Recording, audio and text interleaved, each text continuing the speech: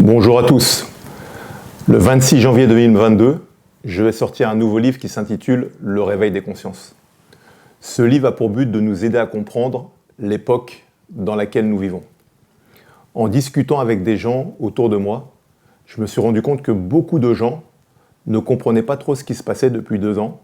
Et donc le but de ce livre, c'est d'aider les gens en fait, à avoir une vue à la fois générale et à la fois spirituelle de ce qui est en train de prendre place devant nos yeux. Donc, ce livre se compose de 5 parties. La première partie, c'est l'effondrement des valeurs.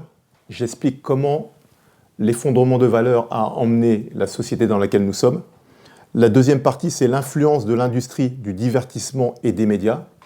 Dans cette partie, j'explique comment le cinéma, la télévision, la musique font ce que l'on appelle l'ingénierie sociale, c'est-à-dire qu'ils conditionnent le système de pensée pour amener les gens à penser et à se comporter d'une certaine manière. La troisième partie, c'est la révolution sexuelle, donc révolution entre guillemets. J'explique comment la sexualité occupe aujourd'hui une grande place dans la société et que nécessairement elle agit sur le comportement et sur les mœurs de la société.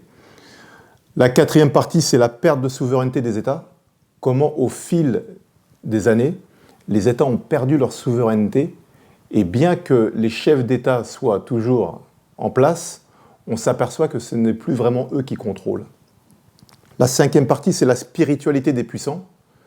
Une partie de l'élite mondiale a une spiritualité ésotérique et on ne doit pas l'ignorer parce que cela a des conséquences directes dans notre société. Et la sixième partie, c'est le monde de demain. Comment la société est en train de basculer vers le transhumanisme et comment l'homme de demain sera totalement différent de celui d'aujourd'hui si on ne fait pas attention. Donc, chaque chapitre est abordé avec une perspective donc générale et avec une perspective spirituelle. Cette double lecture nous permet d'avoir un regard beaucoup plus éclairé sur l'époque dans laquelle nous sommes. Pour pouvoir accompagner ce livre, j'ai eu à cœur de faire plusieurs vidéos, des petites capsules, que j'ai intitulées « Comprendre notre époque ». Et ces vidéos vont aborder quelques thèmes du livre et pour vous proposer vraiment un regard vraiment différent sur certains événements qui peuvent se dérouler sous nos yeux.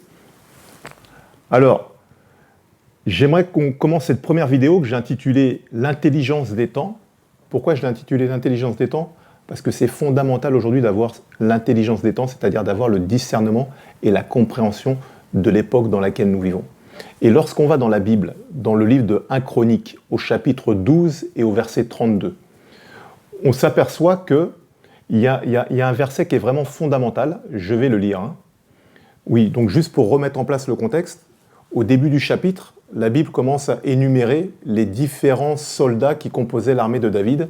Et donc au verset 32, le verset dit la chose suivante, « Des fils d'Issachar ayant l'intelligence des temps, pour savoir ce que devait faire Israël, 200 chefs et tous leurs frères sous leurs ordres. » Donc là, c'est la version Louis II 1910. La version Darby dit « Et des fils d'Issachar qui savaient discerner les temps. » Discerner les temps, comprendre les temps. Et la version Martin dit « Des enfants d'Issachar fort intelligents dans la connaissance des temps. » La particularité de ces 200 chefs, c'est que déjà, ils faisaient partie de l'armée. Donc on comprend que la compréhension des temps est une arme. Et ce qui est intéressant, c'est que les gens venaient les consulter pour savoir si c'était le moment ou pas de partir en guerre, pour savoir s'ils devaient se déplacer ou pas. Et donc ces 200 chefs étudiaient les Écritures. Ils avaient également cette particularité d'étudier les astres. Voilà. À l'époque, on n'était pas dans l'astrologie telle qu'on connaît aujourd'hui, la religion telle qu'on la connaît aujourd'hui. À l'époque, l'étude des astres permettait de savoir s'il allait faire beau, s'il allait pleuvoir, et de connaître vraiment le temps qu'il allait avoir. Et donc, en fait, on s'aperçoit que leur rôle était fondamental dans l'armée. Et aujourd'hui aussi, on se rend compte que l'intelligence des temps, la compréhension des temps, est fondamentale pour comprendre l'époque dans laquelle nous vivons. Je vais lire un autre passage. C'est Jésus qui parle.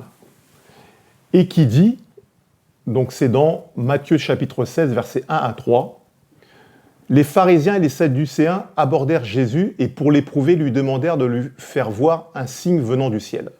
Ce qui est intéressant, c'est que les pharisiens et les sadducéens étaient des ennemis. Mais pourtant, comme leur haine pour Jésus était supérieure à la haine qu'ils éprouvaient les uns envers l'autre, ils se sont mis en commun pour pouvoir éprouver Jésus, pour pouvoir le tester. Et ils lui demandèrent de leur faire voir un signe venant du ciel.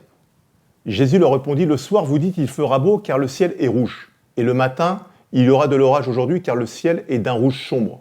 Vous savez discerner l'aspect du ciel, et vous ne pouvez discerner les signes des temps. » C'est vrai qu'effectivement, si le ciel est couvert, on sait qu'il va pleuvoir. Si le ciel est dégagé et qu'il y a du soleil, on sait qu'on va avoir une belle journée. Et donc, de la même manière que le ciel nous donne des informations sur la météo et le temps à venir, de la même manière, certains signes qui se produisent dans la société nous informent sur la météo politique ou la météo spirituelle qui va venir. Un autre passage également que je vais lire, c'est Jésus qui parle concernant un figuier. C'est dans Luc chapitre 21, versets 29 à 31. Et il leur dit une comparaison. « Voyez le figuier et tous les arbres. Dès qu'ils ont poussé, vous connaissez de vous-même en regardant que déjà l'été est proche. De même, quand vous verrez ces choses arriver, sachez que le royaume de Dieu est proche. » Et donc, Jésus, juste avant, il énumère une série d'éléments. Il leur dit que lorsque vous verrez ces éléments se produire, sachez que le royaume de Dieu est proche. Aujourd'hui, on voit que notre vie a totalement basculé en seulement 2 ans. Le 17 mars, si je ne m'abuse, nous sommes rentrés dans notre premier confinement. Et suite à ça, on a eu un premier confinement, puis un deuxième confinement. On a eu le port du masque, on a eu les gestes barrières. Voilà, on a eu le pass sanitaire et puis maintenant, on a le pass vaccinal. Et donc, certains ont le droit d'accéder à des endroits, tandis que d'autres n'ont pas le droit d'accéder à certains endroits. Et on voit que tout ça s'est fait en l'espace de 2 ans. Et le plus intéressant, c'est que tout ça s'est fait au niveau mondial, c'est-à-dire que tous les pays, la plupart, ont pris les mêmes mesures et au même moment. Or, nous savons que c'est très difficile pour des pays de prendre les mêmes décisions au même moment, puisque par exemple, pour les émissions de gaz à effet de serre, on voit que des pays comme la Russie, comme les États-Unis ou la Chine n'ont jamais réussi à trouver un accord, en fait. Et là, de manière étrange et de manière quasi simultanée, tous les pays ont pris les mêmes mesures au même moment. Par exemple, en France, lorsqu'ils ont licencié les soignants qui n'étaient pas vaccinés, on s'aperçoit que les mêmes mesures ont été prises au Canada, en Australie et dans d'autres pays. Et donc, on a l'impression que les chefs d'État suivent une feuille de route et que, finalement, ils appliquent le même programme un peu partout. Donc, certains ne voient rien, d'autres disent oui, c'est la mise en place du nouvel ordre mondial et que les États ont perdu leur souveraineté. Ce qui est intéressant, c'est que lorsqu'on prend de la hauteur et qu'on essaie en fait de comprendre ce qu'est le nouvel ordre mondial, notamment en regardant les Écritures, on s'aperçoit que le nouvel ordre mondial, en fait, c'est ce qu'on appelle le système de la bête. En effet, dans Apocalypse 13, la plupart d'entre vous, vous connaissez cette partie, nul ne pourra acheter ni vendre s'il n'a la marque de la bête. Mais la bête est à la fois un individu, mais également un système. Or, pour que la bête arrive, il faut qu'il y ait un système qui puisse l'accueillir. Et donc, ce système sera une domination mondiale. Et donc, le nouvel ordre mondial, en fait, prépare le terrain, si je peux dire ainsi, au système de la bête.